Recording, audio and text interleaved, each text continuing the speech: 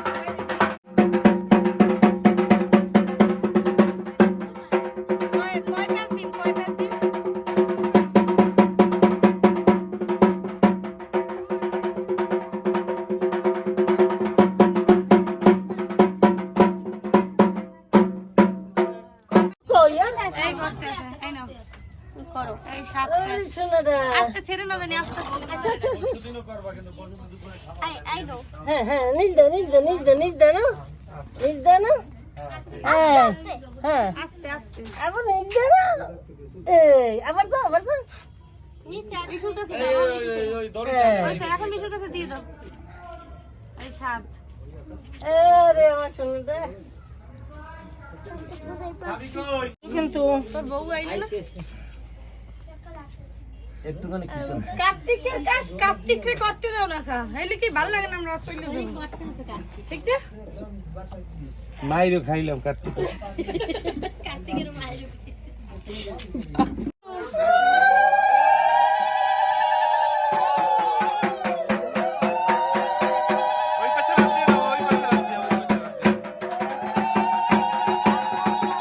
ইতোমধ্যেই প্রথম পর্বের পুজো প্রস্তুতি এবং অধিবাস দেখে ফেলেছেন। এই পর্বে দেখবেন 4 প্রহরের পুজো এবং সর্বশেষ অর্থাৎ তৃতীয় পর্বে, যেটা আমাদের কাছে অনেক এক্সাইটিং ছিল, পুজোর শেষ নিয়ম রীতি। সকলকে আবারও স্বাগত জানাচ্ছি আমার দ্বিতীয় পর্বে। তো পুজোর শুরুতেই গঙ্গাজল ছিটিয়ে শুদ্ধ করাটা ছিল মূল কাজ। যদিও সব কিছুই পরিষ্কার পরিচ্ছন্নই থাকে, তারপরেও গঙ্গা জল এর পূর্ণ রূপ দেয়। যাই হোক, ঠাকুরমশাই আসতে দেরি হওয়ায় প্রথম প্রহরের পুজো হতে হতে প্রায় রাত 10টা বেজে যায়। ঘরোয়া পুজোর আয়োজন হলেও ভক্তের উপস্থিতি ছিল অনেক।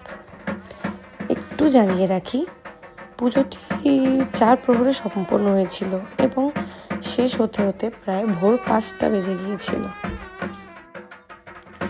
প্রতিটি প্রহরেই পুজোর যাবতীয় উপাদান নতুন করে সাজাতে হয়েছিল, যেটা শুধুমাত্র যারাই পুজোর উপোস করে তারাই সাজিয়ে দেয় ঠাকুরের সামনে। আসলে আমার যে কার্তিক, আমার ছেলে সাত্বিক, তার এক্সাইটমেন্ট ছিল অনেক, কারণ সে মামার বাড়িতে এসে তার বয়সী অনেককেই পায় খেলার সাথী হিসেবে। যেহেতু পূজাটা হয়েছিল আমার বাবার বাড়িতেই, তাই ওখানে উপস্থিতি ছিল কিছুটা ভিন্ন। বাবাই সারাদিন পুজো নিয়ে ব্যস্ত থাকলেও যখনই তার দাদা, পিসি, পিসু, বুনুদেরকে দেখতে পায়, তখনই তার আনন্দ দ্বিগুণ বেড়ে গিয়েছিল। সাত্বিকের দুষ্টামি চলতেছিল, আর অন্যদিকে পুরোহিতের পুজো চলমান ছিল।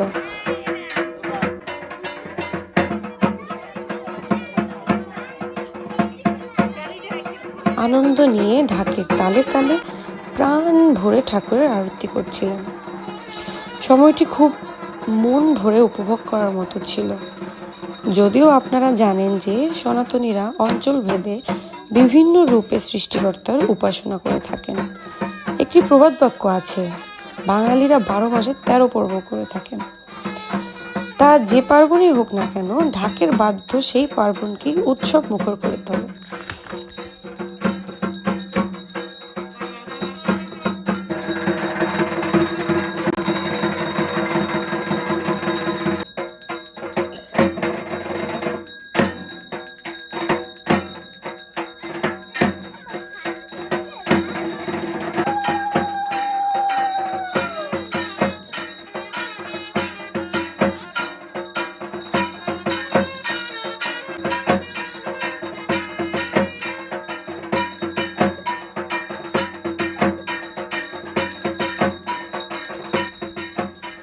ঢাকের তালে তালে আরতি শেষ হয় এবং প্রথম প্রহরের পুজো শেষ হয়।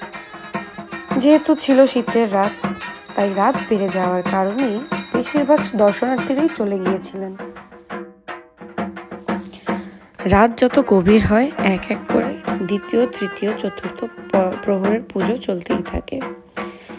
এখানে চতুর্থ প্রহরের পুজোয় যজ্ঞ অনুষ্ঠান হয়। এই সময়টাতে আসলে ঠাকুরমশাইয়েরই মূল কাজ, কিন্তু 3টার সময় ঠাকুরমশাই অবগতি করেন যে নারিকেলের যে শুকনো পাতা আনা হয়েছিল তা দিয়ে পুজো যজ্ঞ সম্পন্ন করতে পারবেন না। সবাই তো একটু চিন্তায় পড়ে গিয়েছিলাম, কি করা যায়। তখন আমার গৌতম দা কোথা থেকে জানি নারকেলের পাতা ম্যানেজ করে ফেলেছিলেন।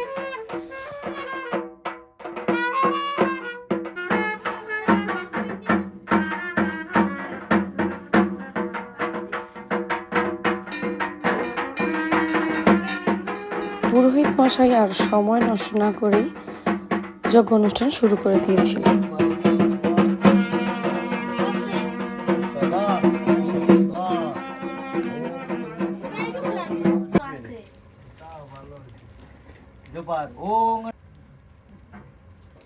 ওং সঘৃত ওং সঘৃত হোম ওং গঙ্গা ওং মানবিত্রাং সঙ্গীতং কর্মণা ওং গঙ্গা। এভাবেই পুরো 4 প্রহরের পুজো সম্পন্ন হয়েছিল এবং যজ্ঞ শেষে কার্তিকের পায়ে পুষ্পাঞ্জলি প্রদানের মাধ্যমে কাক ঢাকা ভরে পুজো শেষ হয়। আভরণং শক্তিহস্তং বরপ্রদং দ্বিভুজাং শত্রু স্থানং নানা অলঙ্কার ভূষিতং প্রসন্ন বদনং দেবং কুমারং পুত্র দায়কম এষ সচন্দন পুষ্প বিল্বপত্রাঞ্জলি। সব থেকে যে জিনিসটি আমাকে খুব বেশি আবেগঘন করে সেটি হলো যখন আমি কার্তিক ঠাকুরকে জড়িয়ে ধরেছিলাম এবং শেষে প্রসাদ গ্রহণ করেছিলাম।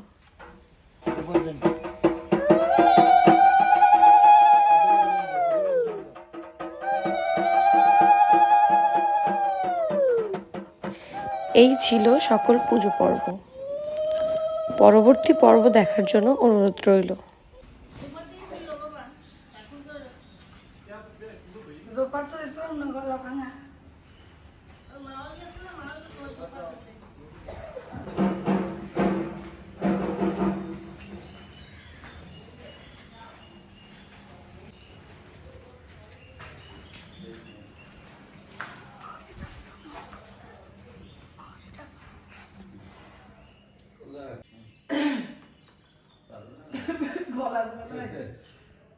আসতেছেই না।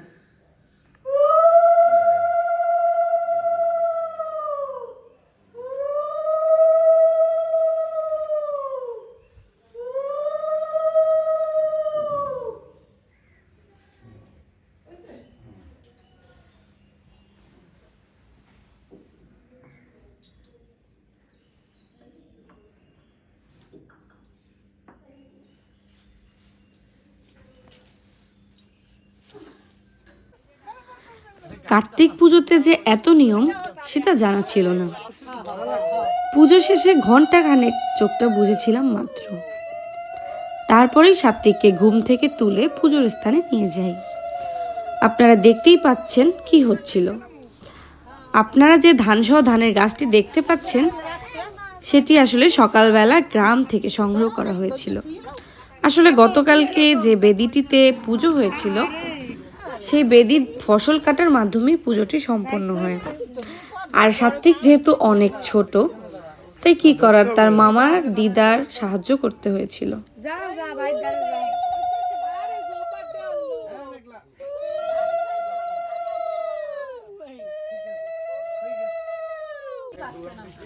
যে ফসলটি মামা ভাগ্নে মিলে কাটলো সেটা আবার আলাদাভাবে ধর্মীয় রীতি অনুযায়ী আটি বেঁধে ঘরে তোলা হয়েছিল।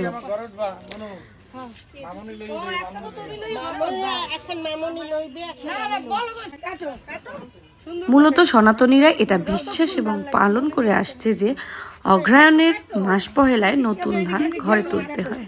এতে ঘুরে ঘুরে কাটো কৃষক মাটি কাটো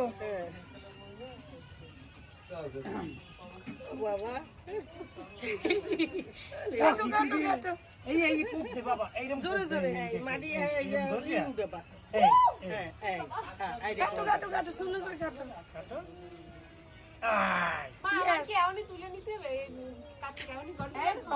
এই মনে লাগে না তাই তো ফুল একটা একটু করে জোরে জোরে টান দাও জোরে গাই যত সুন্দর এই তো এই কিন্তু এই যে বড়গুলো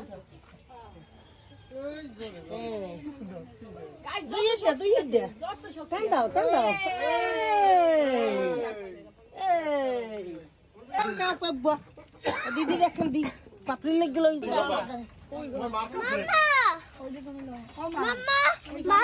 বাদির ব্যাগটা কই হ্যাঁ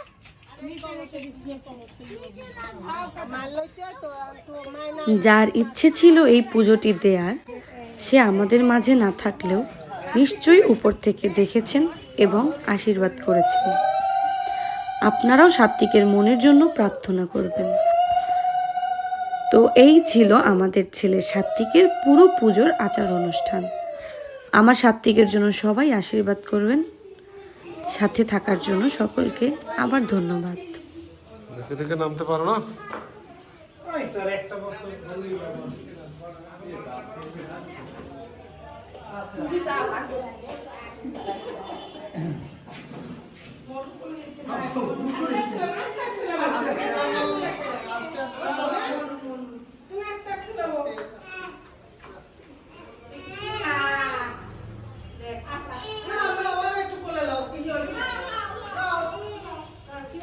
বাবা উপর দিক তাকাও।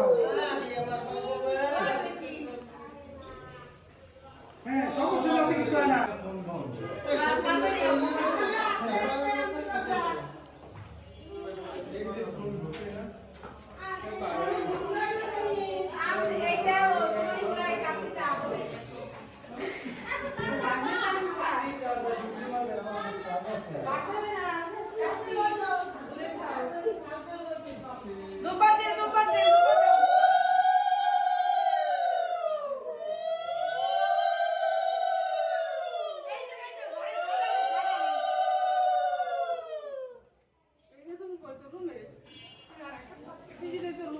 Follow and subscribe.